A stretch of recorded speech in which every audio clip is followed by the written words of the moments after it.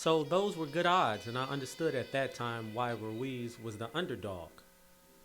But now we have a Ruiz who scored 4 knockdowns on Joshua, knocked him out in the first fight, and is the new champ, and he's still the underdog.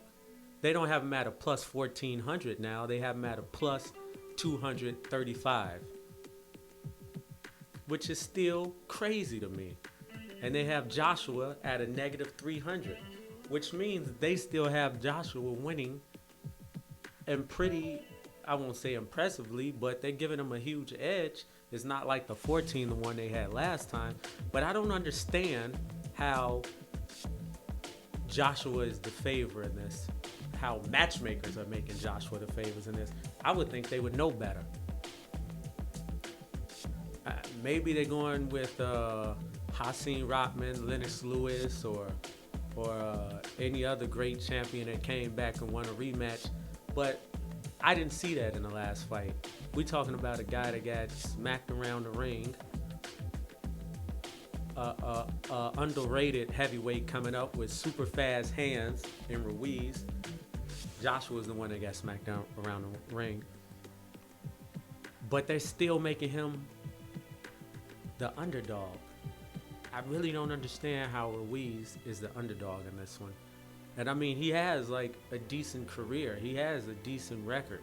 The fight he lost early in his career could have went either way. Really could have. So I mean, I don't understand how he's the underdog.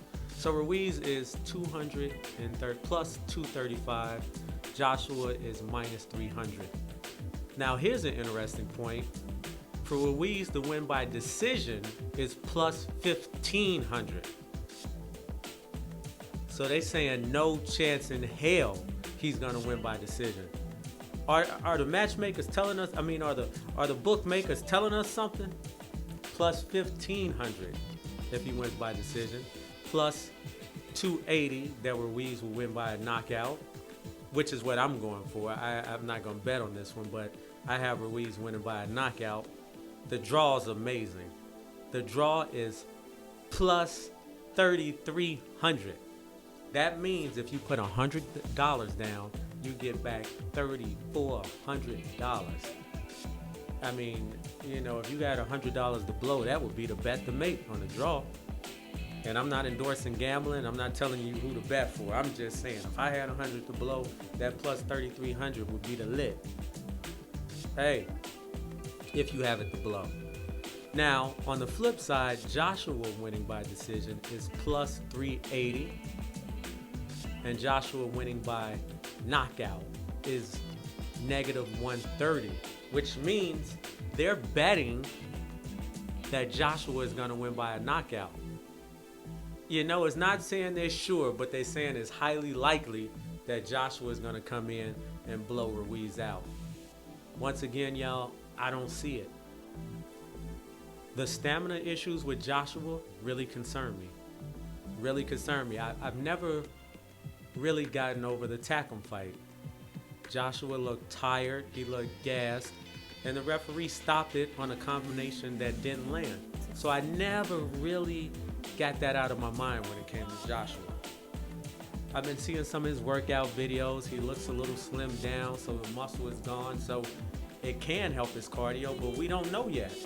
That's the thing, when fighters make these changes, you don't know if they're gonna work. If him slimming down and having less muscle is gonna help him.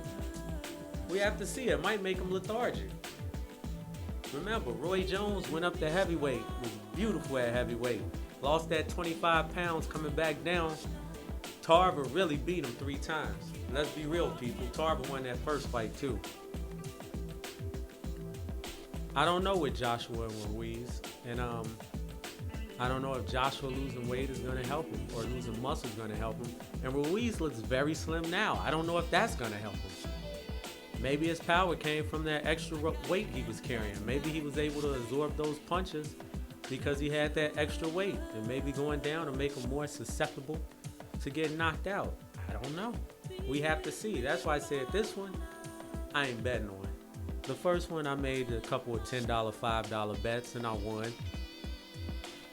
But this one, especially with it being in Saudi Arabia, I don't know, and I'm not accusing anybody of anything. I don't know how the referees are going to be over there. I got to see a couple of fights over there to see how the scoring works, how the refereeing works, because things change city to city, state to state, country to country.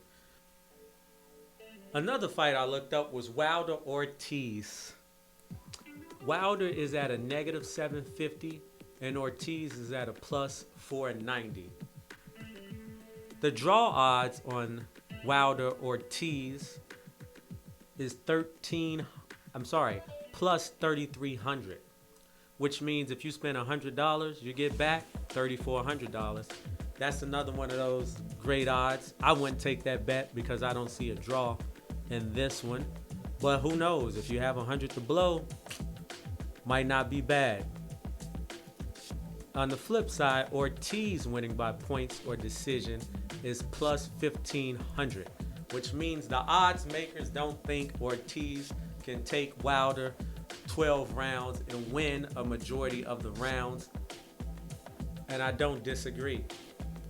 Why don't I disagree? Because of that big right hand. And Ortiz winning by knockout, plus 650. Which means the odds makers don't think Ortiz is going to score a knockout. And I don't know about that one. That's the only way he can win. He had Wilder out on his feet that first fight. Wilder recovered well, came back and won the fight. But he did show that he can hurt Wilder and have him stumbled and wobbly. And who knows, maybe this time he can finish.